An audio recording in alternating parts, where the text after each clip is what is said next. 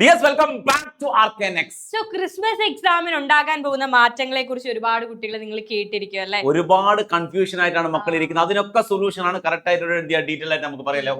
മക്കളെ ഇപ്പൊ Christmas exam മാറ്റി വെക്കും എന്നൊക്കെ നിങ്ങൾ ഒരുപാട് കേൾക്കുന്നുണ്ട്. അപ്പൊ ഇപ്പൊ കിട്ടിയിരിക്കുന്ന അപ്ഡേറ്റ് അനുസരിച്ച് ക്രിസ്മസ് എക്സാം നേരത്തെ നടക്കാനുള്ള സാധ്യതയുണ്ട്. അതായത് നിങ്ങളുടെ വിദ്യാഭ്യാസ കലണ്ടർ അനുസരിച്ച് 9, 10, 11 തീയതികൾ ആ ഒരു തീയതികളിലാണ് എക്സാം നടക്കുക. അതേപോലെ നമുക്ക് കിട്ടിയ ടൈം ടേബിൾ അനുസരിച്ചും അങ്ങനെയാണല്ലേ? പക്ഷെ നിങ്ങൾക്കറിയാം ആ ഒരു ടൈമിൽ ഇലക്ഷൻ നടക്കുകയാണ്. അപ്പൊ മിക്ക സ്കൂളുകളും പോളിംഗ് ബൂത്തുകളും 9, 11 തീയതികളിലാണ് ഇലക്ഷൻ നടക്കുന്നത്. 13 വോട്ടെണ്ണാണ്. അതുവരെ 9, 10, 11, 12, 13 തീയതികളിൽ സ്കൂളുകളിൽ ഒന്നും നടക്കത്തില്ല. കാരണം അത് മാത്രമല്ല, അത് മുൻപത്തെ 2 ദിവസം നടക്കില്ല, അത് കഴിഞ്ഞ 2 ദിവസം നടക്കില്ല. അതായത് സ്കൂൾ ഇപ്പൊ നടക്കാൻ പോകുന്ന ക്രിസ്മസ് എക്സാം അല്ലെങ്കിൽ സെക്കൻഡ് ടേം എന്ന് പറയുന്നത് എല്ലായിടത്തും ഒരേപോലെ നടക്കുന്ന ഒരു എക്സാം ആണ് അല്ലെ? അപ്പൊ എനിക്ക് തോന്നുന്നത് 7-ാം തീയതിക്ക് മുൻപായിട്ട് നിങ്ങൾക്ക് സെക്കൻഡ് ടേം വരാൻ ചാൻസ് ഉണ്ട്. പറയുന്നുണ്ട് ഡിസംബർ 5-ന് മുൻപ് തന്നെ നടക്കാൻ സാധ്യതയുണ്ട്. ഡിസംബർ ആദ്യ വീക്കിൽ തന്നെ എക്സാം നടക്കാൻ സാധ്യതയുണ്ട്. അതേപോലെ 2 ഘട്ടങ്ങളിലായിട്ട് എക്സാം നടക്കാനുള്ള സാധ്യതയും പറയുന്നുണ്ട്. അതായത് ഇലക്ഷന് മുന്നേ ഒരു കുറച്ചധികം എക്സാംസ് നടക്കും, ഇലക്ഷന് ശേഷം കുറച്ചധികം എക്സാംസ് നടക്കും. അപ്പൊ നിങ്ങൾക്ക് കിട്ടിയ ടൈം ടേബിൾ അനുസരിച്ച് മെയിൻ സബ്ജക്റ്റുകളൊക്കെയാണ് പലർക്കും ആദ്യം എക്സാം ആയിട്ട് വരാൻ പോകുന്നത്. അതേ ടൈം ടേബിൾ ഓർഡർ തന്നെയായിരിക്കും വരാൻ പോകുന്ന ടൈം ടേബിൾ. അതുകൊണ്ട് ആദ്യമുള്ള ചാപ്റ്റേഴ്സ് അല്ലെങ്കിൽ സബ്ജക്റ്റുകളൊക്കെ വ്യക്തമായിട്ട് അങ്ങ് പഠിച്ചു വെക്കുക. കാരണം ആദ്യം എക്സാം വന്നാൽ പോലും നമ്മൾ വെറിഡ് ആവേണ്ട ആവശ്യമില്ല.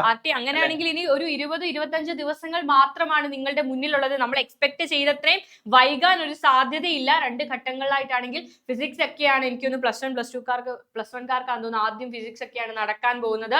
സോ വളരെ നന്നായിട്ട് ഇപ്പോൾ തന്നെ പഠിച്ചു തുടങ്ങാം. കൃത്യമായിട്ട് പഠിച്ചു തുടങ്ങും. കൃത്യമായിട്ട് ഒരു പ്ലാൻ ഉണ്ട്. ഒരിക്കലും നമ്മൾ വെയിറ്റ് ചെയ്യണം. നമ്മൾ എന്തിനു വെയിറ്റ് ചെയ്യണം? എന്തായാലും നിങ്ങൾ 14-ന് ശേഷം നിങ്ങൾ എക്സാം എഴുതണം. പിന്നെ നമ്മൾ എന്തിനാ വെയിറ്റ് ചെയ്യുന്നത്? അപ്പൊ എക്സാം കാണില്ല അല്ലെങ്കിൽ വെക്കേഷൻ ശേഷമാണെന്നൊന്നും കരുതി ഇരിക്കരുത് മക്കളെ. അതിനിടയിൽ നല്ല ഗ്യാപ്പ് ഉണ്ട്. അപ്പൊ പുതിയ ടൈം ടേബിൾ ആയിരിക്കും. അതിൽ ചിലപ്പോൾ ഒരു ദിവസം തന്നെ 2 എക്സാം നടക്കാനുള്ള സാധ്യത. നിങ്ങൾ ഭയങ്കര റിലാക്സ്ഡ് ആണ്. ഇപ്പൊ തന്നെ നിങ്ങൾ ഈ എക്സാം ലേറ്റ് ആവും എന്നുള്ള വാർത്തയോടുകൂടി കുറെ മക്കൾ എന്തായിട്ടുണ്ടാവും, റിലാക്സ്ഡ് ആയിട്ടുണ്ടാവും. പക്ഷെ റിലാക്സ്ഡ് ആവണ്ട.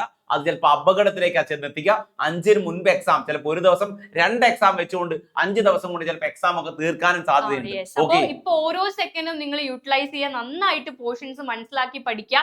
ഏകദേശം 90% ടോപ്പിക്കുകൾ എക്സാമിന് നമുക്കുണ്ട്.